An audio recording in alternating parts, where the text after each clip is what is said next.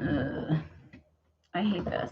Hi guys, I know I'm live. I'm live. I have to be paying attention. I'm very fidgety. As you noticed, you guys, I am not outside. Ooh. I am coming to you guys live from my office, old school style, you guys.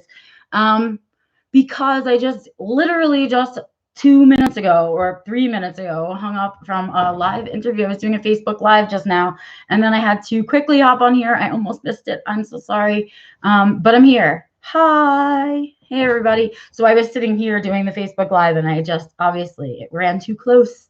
And I didn't have a chance to run the computer and everything upstairs to take us outside. But it does look pretty out there, and I cannot wait to get out there myself.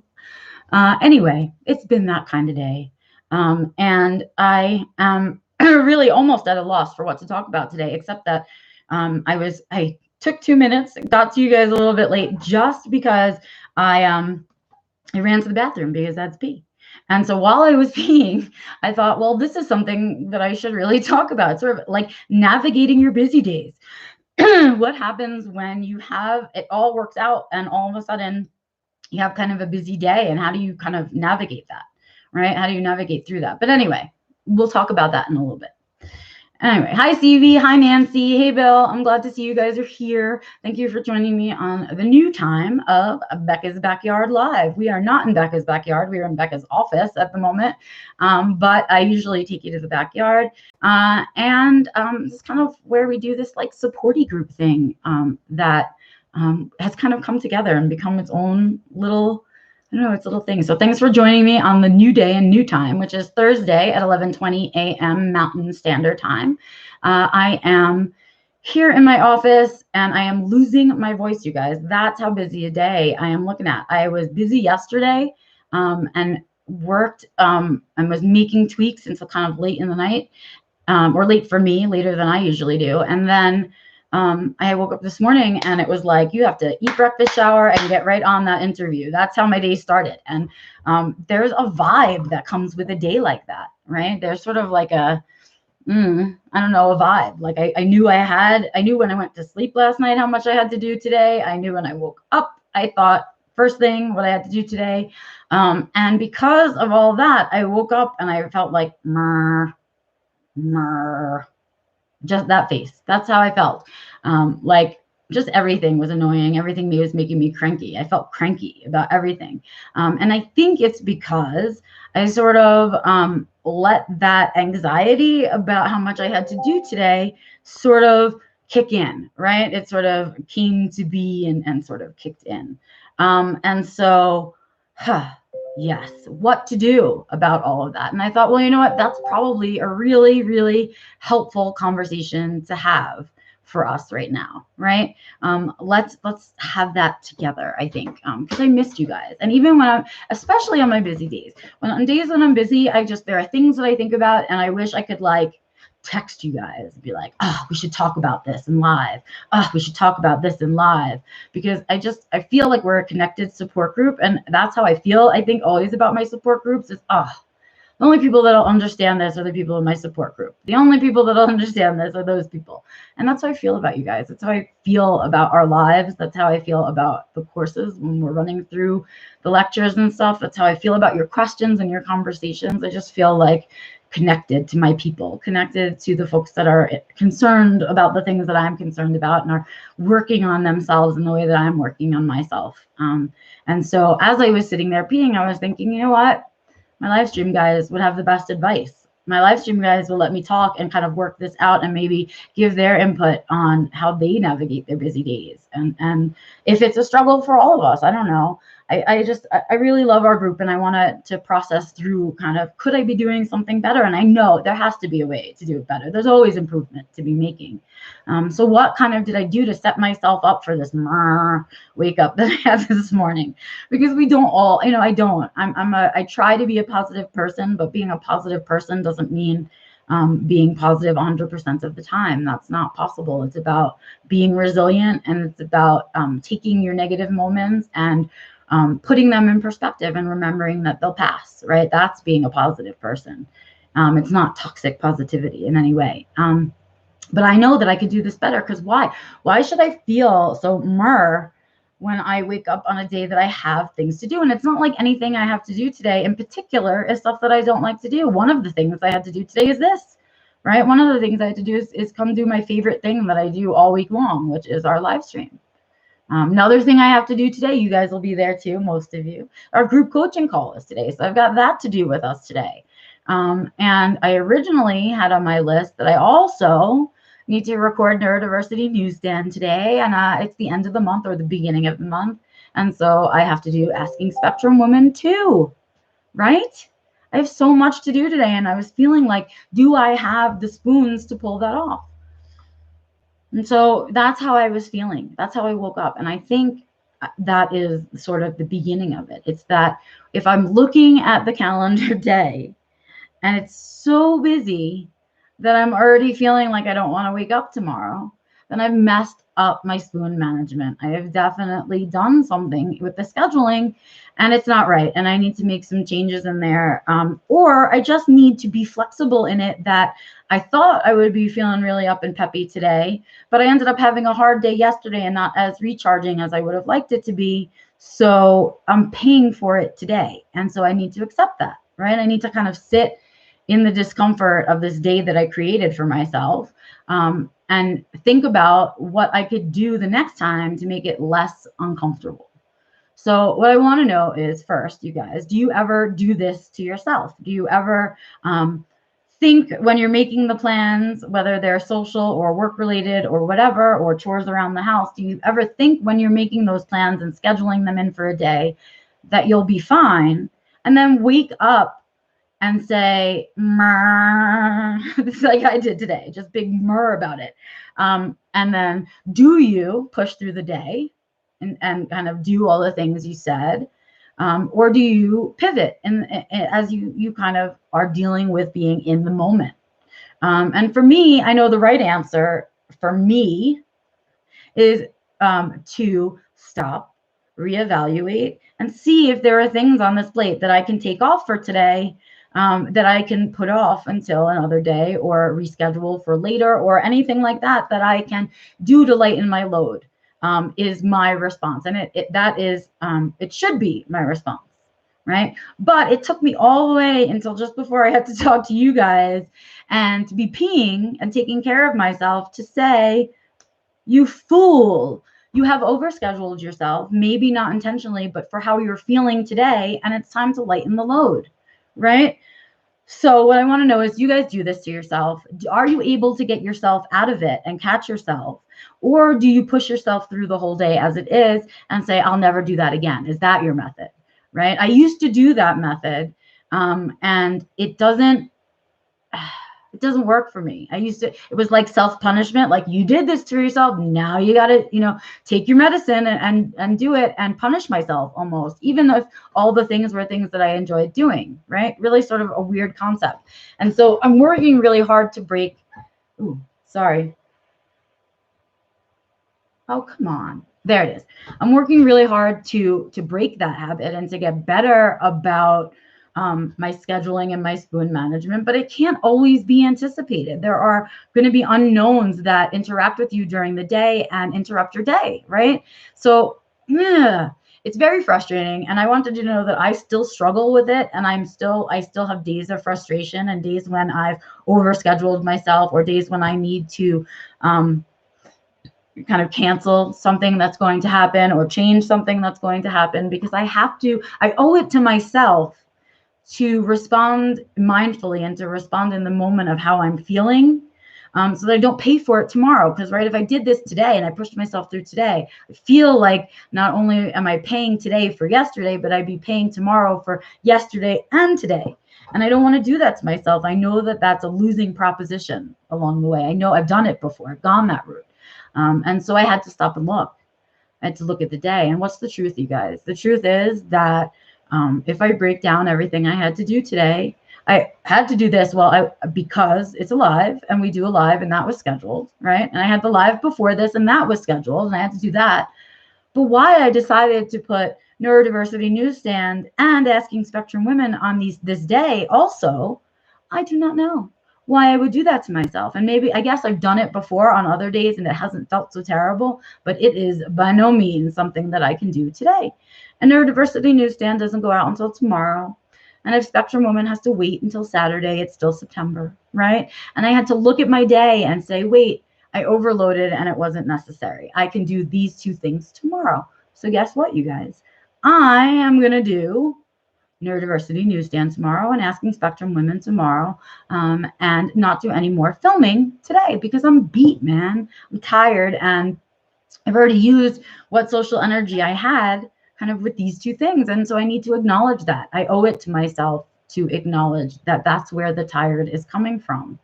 It's coming from a place of reality. Like, I should be tired and I need to respond to that in my schedule, right? See? Oh, good. Oh, look at this. I'm so excited. I'm glad you guys, okay. CV has a hard time anticipating spoon management. That is something I also have struggled with. I definitely struggled with it in the beginning, though, CV. You get better. Like, as you practice spoon management, you get better at the anticipation piece. You get better of guessing at the average amount of spoons for something and that kind of thing. You get much better at knowing the things that deplete a lot of your spoons and the things that don't. It gets better. It really is. It's practice. I don't know how else to say it. So it's the be comfortable being uncomfortable piece until you get it, right? Bill says, frankly, I was a bit surprised at the number of events deleted for today, and it made me think you are really providing an amazing example of what you're teaching. Thank you, Bill. I'm trying to, right? Because I did it. I made a mistake. And here I am all these years later of practicing this way of thinking and this way of functioning, and I'm still making those mistakes. So, hey, first of all, you will make the mistakes. Do not be mean to yourself about the mistakes. Do the trial and error anyway. I always talk about that. But when you make your mistakes, acknowledge them. I am acknowledging. I am going to adjust for it. And I'm going to not schedule like that again. I guess if I had two more like writing projects or to do some graphics work or to do some editing, those things are lighter on me than the filming. So if I had added those in with today, I probably could do those things. But I had foolishly done this thing. And you're right, Bill. I should have known. I should have looked. I should have known. But I didn't. I just stuck them in there and I did it. Unfortunately, there are parts of the things that I schedule that are in my control and that I can change without affecting anybody else's schedule, right? So that's what I have to do.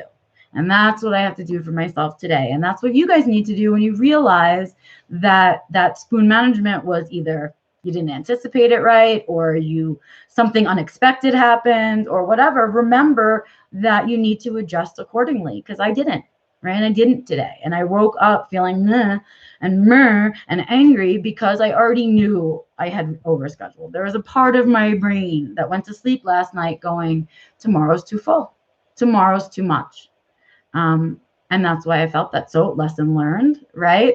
And I will adjust today, and I won't record those things today. I'll record them tomorrow or Saturday. I'll do newsstand tomorrow. And if I'm feeling up to it, I'll do Spectrum Women. And if I'm not, I'll record that on Saturday, right? I have to allow for the mindfulness to work, right? I have to hear it and react to it, respond to it with action in order for mindfulness to work, or it's just a theory, right?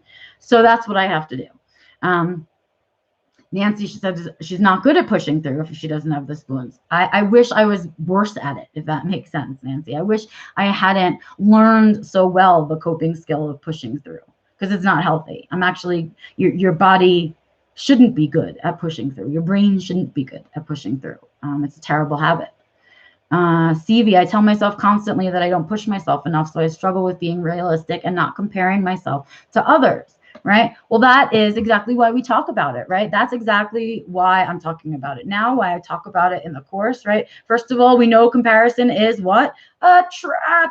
It's a trap, comparison. Don't do it, right? It doesn't work. There's nobody else like you exactly out in the world. And so there's only one of you. And so comparison is a fallacy. It doesn't work. That inner language, I hear that, right? The negative self-talk in there. I tell myself constantly that I don't push myself enough. That is negative self-talk. Whose words are those in there, right? We have to ask ourselves about that. Who said to you, you're not pushing yourself enough? Where did those words come from, and are they yours, right? We need to play in there too, right? Those are two of the things we talk about all the time. Thank you, Bill. I will take it easy on myself. I recognize that I've done this to myself, and that's the important part, right? Because it's not about everybody else and who I piss off with my schedule when I cancel things.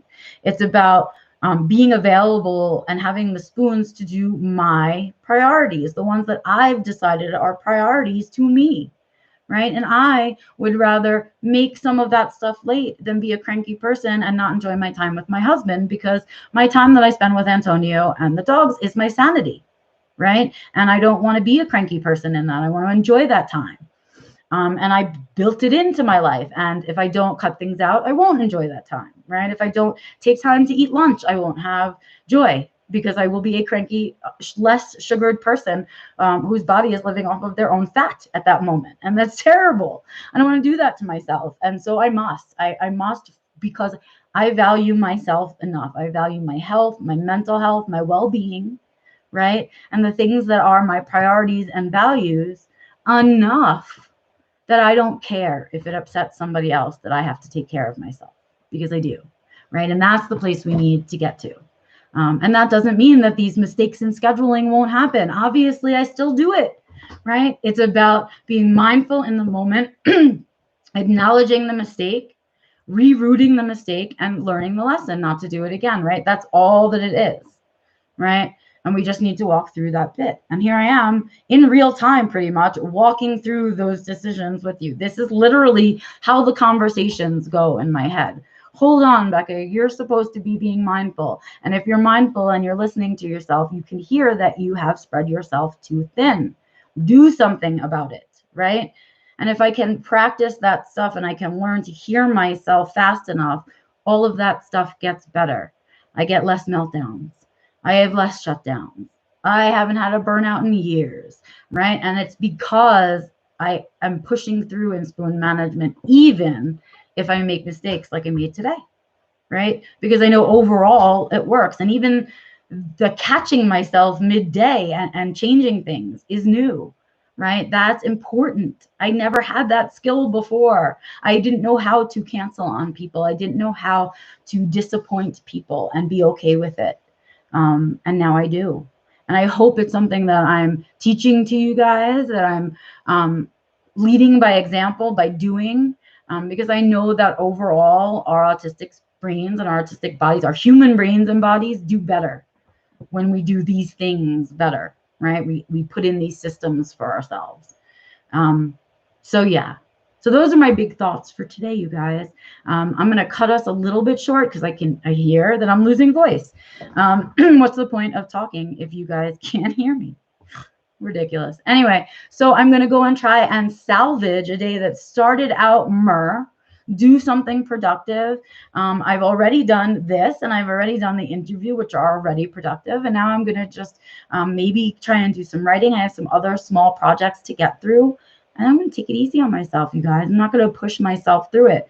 And hopefully I will reap the rewards of this tomorrow and do like an awesome neurodiversity newsstand and a fantastic Asking Spectrum Women, because I pushed them off for tomorrow instead of doing like crappy ones today just to get them done.